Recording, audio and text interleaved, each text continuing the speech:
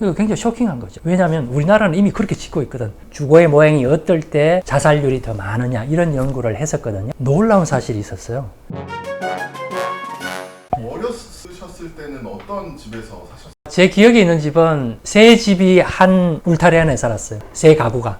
마당에 이제 감나무도 있고 무화과나무도 있고 감이 익어가면 서로 우리 애들끼리 쟁탈전이 벌어지죠. 익기 전에 다 따요. 초록색 감을. 어쨌든 하여튼 그런 마당을 공유하는 그런 집에 보통 집들이 양측에 골목이 있고 두 필지가 집 두 개가 한쪽 집은 이쪽 골목길, 한쪽 집은 이쪽 골목길 이렇게 되게 동네가 구성이 되는데 우리 집 같은 경우는 마당이 굉장히 좁고 길었어요. 양측에 골목이 있잖아요. 그러니까 무슨 일이 벌어지느냐 하면 동네 사람들이 우리 집을 통해서 가는 거예요. 우리 집이 완전 쇼컷이에요. 그래서 동네 사람들이 다 이리 지나다니는 거야. 그러니까 자연스럽게 이웃과 막 섞이고 했는데 그런 것들이 어려서는 굉장히 어색하고 싫었는데 그런 맥락에서 조금 기억에 남는 두 집이 있습니다. 요즘에 아파트 차이점이 있다고 한다면? 저도 당연히 아파트에 살아봤고 지금은 주택에 살고 있지만 차를 타고 지하주차장에 주차를 하고 엘리베이터 타고 내리면 보통 두 집, 많으면 세 집 이렇게 있잖아요. 그럼 자기 집으로 들어가요. 그럼 사람을 만날 필요도 없는 거고 또 그렇게 만든 아파트가 더 비싸게 팔려요. 우리가 말하는 타워형 아파트잖아요. 어쨌든 편리하죠. 그리고 내가 힘들고 피곤할 때는 사람하고 만나서 이야기하기도 귀찮고 사람들의 바램을 욕망을 반영하는 그리고 조망도 좋아야 돼. 그러다 보니까 어쨌든 이런 아파트가 대세죠. 그래서 과거에 우리가 살던 좀 나이 든 연배 있는 분들이 사는 그런 동네 분위기는 지금 아파트 단지에는 없죠. 교수님이 생각하시기에 좋은 주거 공간 방향성에 대해 굉장히 어려운 질문이고요. 그럼 내가 역으로 물어보고 싶은 게 있는데 소통이 잘 되고 사람들 간에 잘 어울려 지내는 그런 아파트 단지를 원해요? 아니요. 그래. 그게 지금 사람들의 생각이라니까. 인간은 사회적인 동물이다. 이 전제는 틀리지가 않아요. 사람들한테 모여서 이야기하면서 위안을 받기도 하고 때로는 자랑도 하고 인간이 본성이에요. 사회적인 동물이에요. 제가 질문할 때 답을 했죠. 그거 원치 않는다고. 거기서부터 뭔가 모순이 있는 거예요. 우리 사회가 비인간적으로 점점 사람들을 만들고 있고 그런 걸 선호하고 있고 그렇게 만드는 집들이 비싸게 팔리고 있고 어떤 주거단지가 어떤 동네가 어떤 아파트가 바람직하냐 이걸 말했을 때 분명히 저는 답이 있다고 봐요. 시장에서 그 집을 소유하는 사람들, 구매하는 사람들이 그걸 원하지 않아요. 이게 큰 문제예요. 이게. 고층 아파트여도 통이 잘 되는 아파트로 만들 수도 있는. 저 같은 경우도 복도형 아파트에 살았었어요. 여름 되면 현관문을 다 열어놔요. 집집마다 더우니까. 애들은 이 집 저 집 들어가고 뭐 야단은 굉장히 시끄럽죠. 그래서 복도형 아파트의 복도가 과거의 골목길이에요.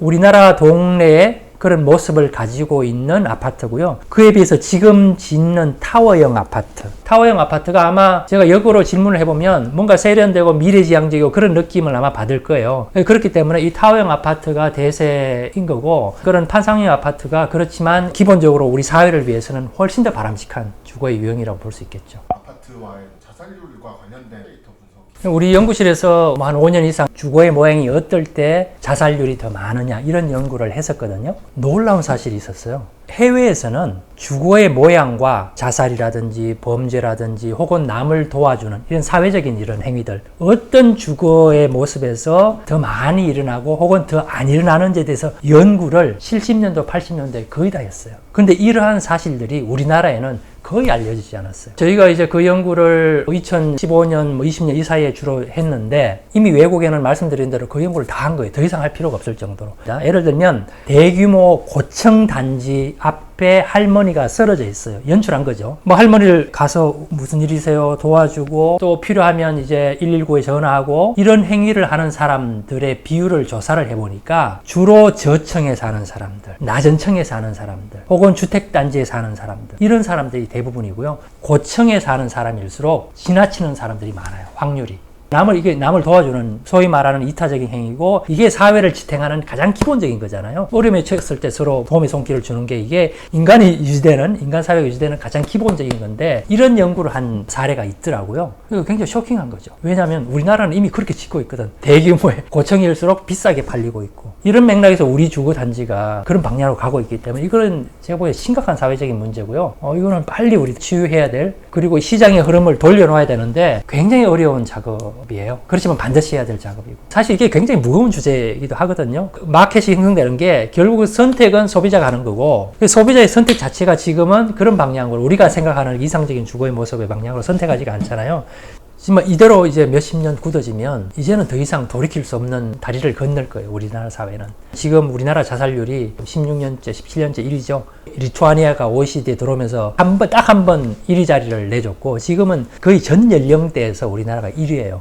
사회적으로 사람들 간에 그 사회가 통합이 안 될 때. 자살의 원인은 그거라고 분석을 해요. 소통이 잘 되려고 그러면 일단 주거단지에서 혹은 도시 모양에서 사람들 간에 서로 뭐 소통이 돼야 되는데 또 우리 시장이 선호하는 거는 그렇지 않은 단지를 만들어야지 비싸게 팔리고 그걸 선택을 해요. 그래서 이 영상을 보고 있는 모든 분들 저와 같이 빨리 우리나라 사회를 차근차근 바꾸는 그런 작업이 필요해요. 또 여러분들을 위해서, 또 젊은 분들을 위해서, 또 젊은 분들이 결혼하고 이제 애들 낳고 그 친구들이 살아가는 세상을 위해서 서로 모르고 적대적인 관계가 되고 도와주지 않고 더 이게 DNA로 딱 굳어지기 전에 해야 될 그런 작업이다.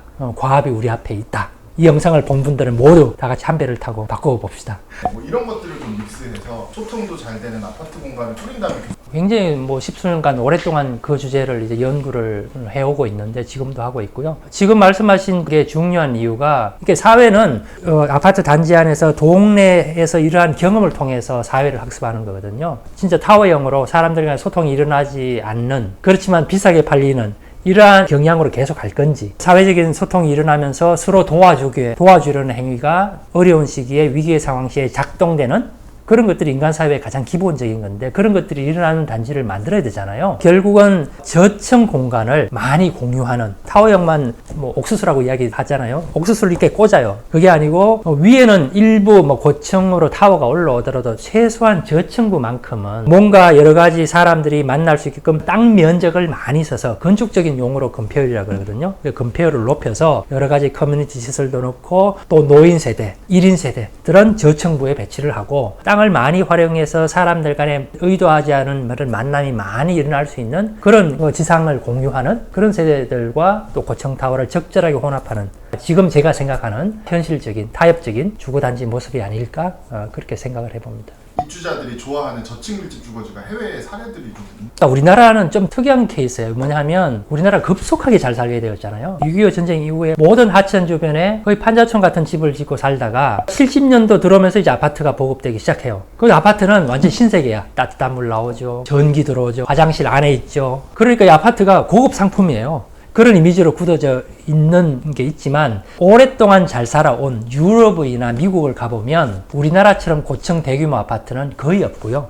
전통적으로 우리가 보는 이런 초고층 아파트는 소득 순위가 낮은 분들을 위한 임대 아파트였어요. 정부에서 제공하는. 우리나라는 땅 면적의 10%만 써서 30층을 지어요. 그거는 전 세계 어디나 비슷합니다. 유럽은 땅 면적의 이를테면 30%를 써서 10층이면 끝나요. 바르셀로나 같은 경우는 땅 면적의 50%, 60%를 써요. 그 5층에 끝나요. 사람들 간에 공유하는 공간이 저층부에 많게끔 만들어요. 시장이라고 제가 표현을 했는데 시장에는 사실 중의적으로 두 가지 뜻이 있어요. 하나는 우리가 아는 마켓. 그래서 또 하나 시장은 메이어입니다. 메이어. 정치인이에요. 소위 말하는. 두 시장을 우리가 설득을 해야 되는데 결국은 하나예요. 하나. 시민들을 깨어서 그런 주장을 하는 시장을 뽑으면 돼요. 그럼 마켓의 선행에서 움직일 수 있거든요. 우리가 현명한 시장, 우리 공동체를 위해서, 우리 사회를 위해서 나는 뭐 저 한 몸을 바치겠습니다. 그런 시장을 뽑으면 돼요.